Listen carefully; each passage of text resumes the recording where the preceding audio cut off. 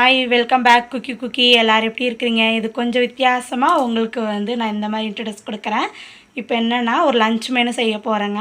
இதில் பருப்பே இல்லாமல் ஒரு சாம்பார் வைக்கலாங்க. அதுக்கு ரொம்ப ஈஸியாகவும் இருக்கும், ரொம்ப டேஸ்ட்டு ரொம்ப நல்லாயிருக்கும். ஒரு சப்ஸ்கிரைபர் கேட்டிருந்தாங்க, ஒரு மசாலா சாம்பார் கேட்டிருந்தாங்க. அது எப்படி செய்கிறேன்னு போட்டுங்க, ஒரு வீடியோ காட்டுங்கன்னாங்க.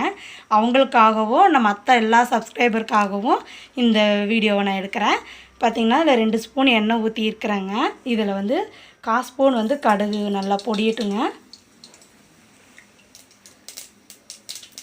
1/4 ஸ்பூன் சீரகம். இதில் பார்த்திங்கன்னா சின்ன வெங்காயம் கொஞ்சமாக தோலோடு உரிச்சிருக்கிறேன், சின்ன தோல். கருவேப்பிலை, வரமிளகாது, தக்காளி 1 இது 4 இப்போ ஒன்றா போட்டுடலாம். இதை லேசாக நல்லா வதக்கி விட்டுக்கலாம்.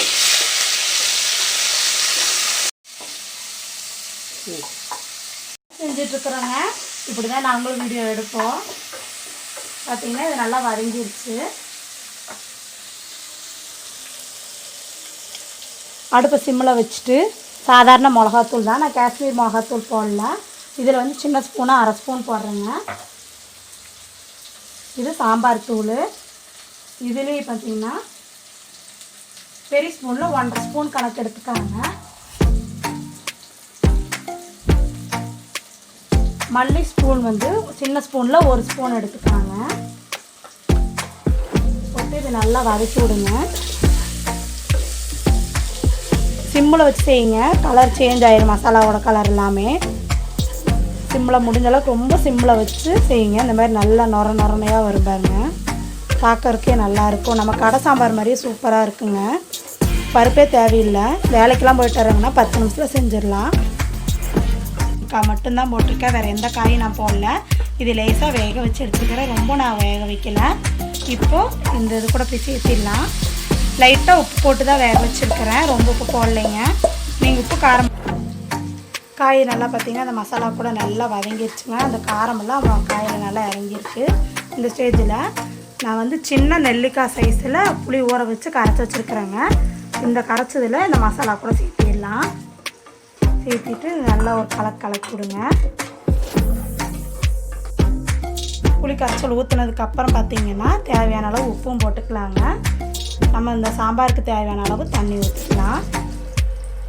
பார்த்து தண்ணி ஊற்றிக்காங்க, ரொம்ப தண்ணியெல்லாம் ஊற்ற வேண்டியது இருக்காது. இதில் என்னடா பருப்பு எதுவும் போடலையே தண்ணியாக இருக்குன்னு மட்டும் நினைக்காதீங்க. இதில் இன்னும் மெயின் இது என்னென்னா, உளுந்து வெறும் வடை சட்டியில் பார்த்திங்கன்னா வறுத்துருங்க. வெள்ளை உளுந்து நல்லா வறுத்து எடுத்துகிட்டு மிக்ஸி ஜாரில் நல்லா பொடி பண்ணிக்காங்க. இது பார்த்திங்கன்னா நமக்கு தேவையான அளவு தான். ஒரு 5-6 பேர் இருக்கிறீங்கன்னா 2 ஸ்பூன் சேர்த்திக்காங்க. ஒரு 4 பேர் நல்லா இருக்கீங்கன்னா 1 ஸ்பூன் 1/2 ஸ்பூன் சேர்த்திக்கலாங்க. இதை நல்லா பொடி பண்ணி எடுத்து வச்சுருக்கிறேன். இப்போ அந்த சாம்பார் கூட கட்டிப்படாமல் இப்படி லேசாக எடுத்து விட்டுக்காங்க. போட்டு நல்லா இப்படி கலரி விட்டுக்காங்க. அடுப்பு சிம்மில் வச்சுக்காங்க. இந்த ஸ்டேஜ் வரைக்கும் சிம்மிலே தான் இருக்கணும். ஏன்னா உளுந்தெல்லாம் கொஞ்சம் கொஞ்சம் கட்டி போட்டுருவோம், அதனால் கட்டி எல்லாம் இதாகும். அப்போ இந்த மாதிரி சேர்த்திட்டிங்கன்னா குழம்பு நல்லா கெட்டி சேருங்க. பருப்பே இல்லாத சாம்பாருங்க, சூப்பராக இருக்கும். கலக்கி விட்டுட்டு அடுப்பை கொஞ்சம் ஸ்பீடு பண்ணிக்காங்க. முதலே தாளிச்சிருவோனுங்க, இடையிலலாம் தாளிக்க வேண்டியது இருக்காது. சீக்கிரமாக வேலை முடியும். இட்லி சாம்பார், இந்த இட்லி தோசைக்கெலாம் பார்த்திங்கன்னா இந்த சாம்பார் ரொம்ப நல்லா இருக்குங்க. இப்போ நான் அடுப்பை கூட்டி வச்சுட்டேங்க. இப்போது இது கொஞ்சம் நேரம் நல்லா க்ளோஸ் பண்ணி மூடி போட்டு மூடிடலாங்க. இப்போ இந்த காயில் இன்னும் கொஞ்சம் மசாலா நல்லா வைக்கிறதுக்காக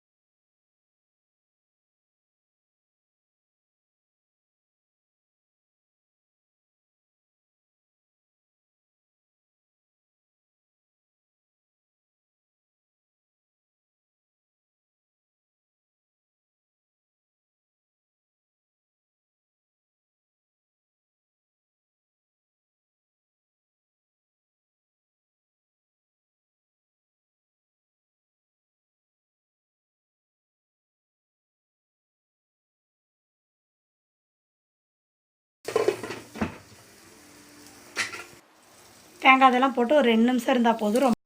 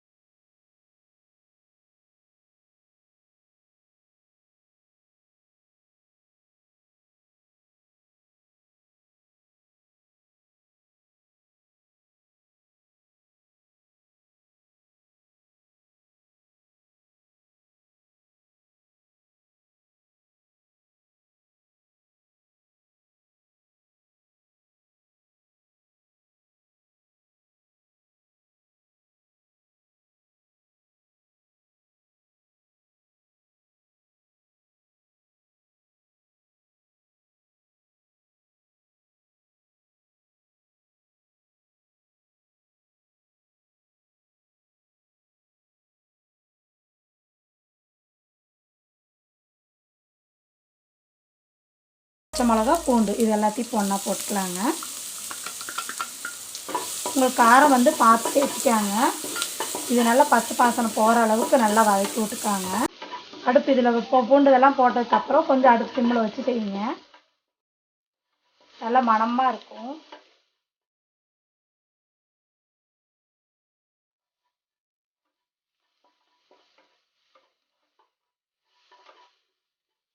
நல்லா வதக்கி விட்டிங்கன்னா, இந்த குண்டு மிளகா சேர்த்துறது எதுக்குன்னா டேஸ்ட் நல்லா இருக்குங்க.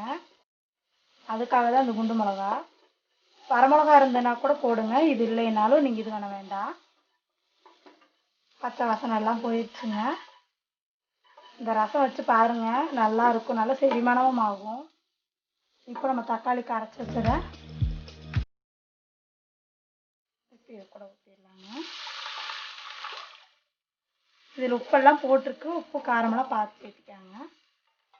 இது கொதிக்கக்கூடாது, நுர கட்டினா போதுங்க.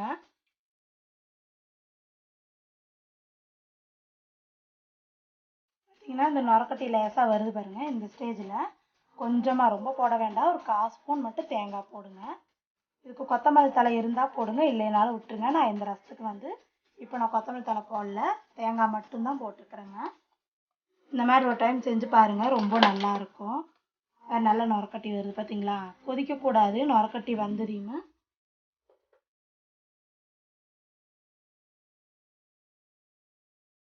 இந்த மாதிரி லேசாக நான் மேலே பார்த்து பார்த்தீங்களா, இந்த மாதிரி வரணும். வர்றப்போ ஒரு கொதி ஒன்று வரும் பாருங்க. அந்த கொதி வர ஸ்டேஜில், இதுக்கு ரொம்ப நேரம் ஆகாதுங்க இந்த ரசத்துக்கு. தக்காளி வந்து நம்ம கையில் பிசைறது தான் இருக்குது, மிக்ஸி ஜார்லலாம் போடக்கூடாது.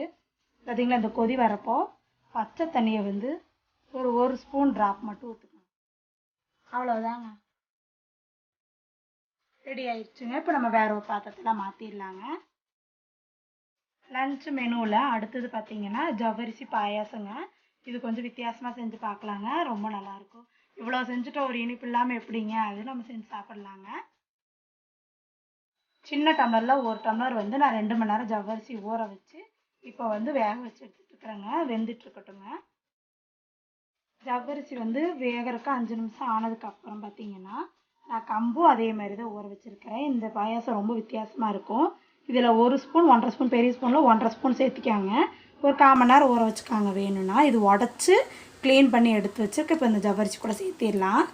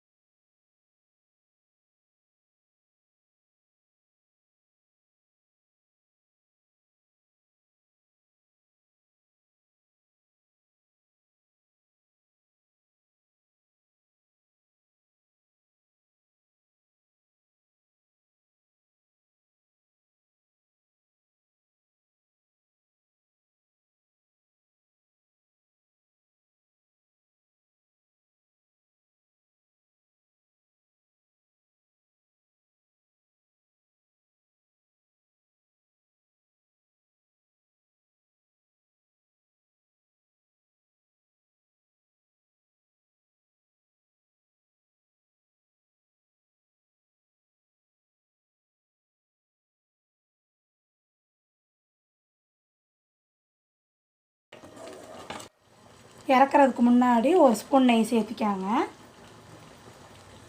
இது நல்லா மணமாக இருக்கும். நல்லா உள்ளே விட்டுருங்க ஸ்பூனை, ஏன்னா ஒழுக மாட்டேங்குது. அதனால தான் என்ன கொஞ்சம் வித்தியாசமாக பண்ணுறாங்க. கொஞ்சம் நல்லாயிருக்கும். உங்கள் வீட்லேயும் செஞ்சு சாப்பிடுங்க. எப்படி இருக்குன்னு கீழே கமெண்ட்ஸில் மறக்காமல் சொல்லுங்கள். கலர் கொஞ்சம் சேஞ்ச் ஆகுதுன்னு நினைக்காதீங்க. பால் காய்ச்சாத பால் சேர்த்து பாருங்கள். இறக்குறப்ப இந்த நெய் சேர்த்திங்க. இது என்னோடய ஸ்டைலில் நான் பண்ணுறேன். உங்களுக்கு பிடிக்க நினைக்கிறேன். ஒரு டைம் செஞ்சு சாப்பிடுங்க. ரொம்ப ஈஸியாகவும் இருக்குங்க, சீக்கிரமாகவும் வெந்துடும். அவ்வளோதாங்க, வேறு ஒரு பாத்திரம் மாற்றிக்கலாங்க. லன்ச் மெனு ரெடி ஆயிடுச்சுங்க. ரொம்ப வித்தியாசமாக இருக்கும். ரொம்ப டேஸ்ட் நல்லாயிருக்கும். உங்கள் வீட்லேயும் ட்ரை பண்ணி பாருங்கள். இது என்னோடய ஸ்டைலில் நான் பண்ணது. நான் இப்படி தான் பண்ணுவேன். ஒரு சப்ஸ்கிரைபர் வந்து கேட்டிருந்தாங்க, வந்து மசாலா சாம்பார் கேட்டிருந்தாங்க. இந்த மாதிரி ஒரு டைம் சாம்பார் வச்சு செஞ்சு சாப்பிட்டு பாருங்கள். ரொம்ப நல்லாயிருக்கும். அவங்களுக்கு கொஞ்சம் லேட்டானதுக்கு I very very so sorry. இப்படி கூடிய சீக்கிரத்தில் எல்லாமே நீங்கள் கேட்குறத நான் கண்டிப்பாக பண்ணித்தரேன். நீங்களும் உங்கள் வீட்டில் செஞ்சு சாப்பிட்டு பார்த்து பாருங்கள். எப்படி இருக்குன்னு கீழே கமெண்ட்ஸில் மறக்காமல் சொல்லுங்கள். இந்த பாயாசம் பார்த்திங்கன்னா கொஞ்சம் டிஃப்ரெண்ட்டாக இருக்கும். ரொம்ப நல்லாயிருக்கும். எப்படி சொல்கிறதுன்னா, ஜவ்வரிசியும் கம்பு எப்படி காம்பினேஷன் ஒத்து வருமானு கேட்காதீங்க. ஒரு தாட்டி செஞ்சு சாப்பிட்டு பாருங்கள். ரொம்ப நல்லாயிருக்கும். சாப்பிட்றப்போ உள்ள நல்லா இப்படி அல்வா மாதிரி உள்ளே இதாக போகுங்க. அந்த பாத்திரத்தை வந்து லேசாக பொங்கிடுச்சுங்க. அதனால் நான் வேறு ஒரு பாத்திரத்தில் மாற்றிட்டேன். நீங்களும் உங்கள் வீட்டில் செஞ்சு சாப்பிடுங்க. ரொம்ப நல்லாயிருக்கும். இந்த லன்ச் மெனு உங்களுக்கு ரொம்ப பிடிச்சிருந்ததுன்னா லைக் பண்ணுங்கள், ஷேர் பண்ணுங்கள், கமெண்ட்ஸ் பண்ணுங்கள். மறக்காமல் சப்ஸ்கிரைப் பண்ணிவிட்டு பக்கத்தில் இருக்க பெல் பட்டனை கிளிக் பண்ணிக்காங்க. நம்ம வேறொரு வீடியோவில் வேறொரு டிஷ்ஷோட சந்திப்போங்க. தேங்க்யூ.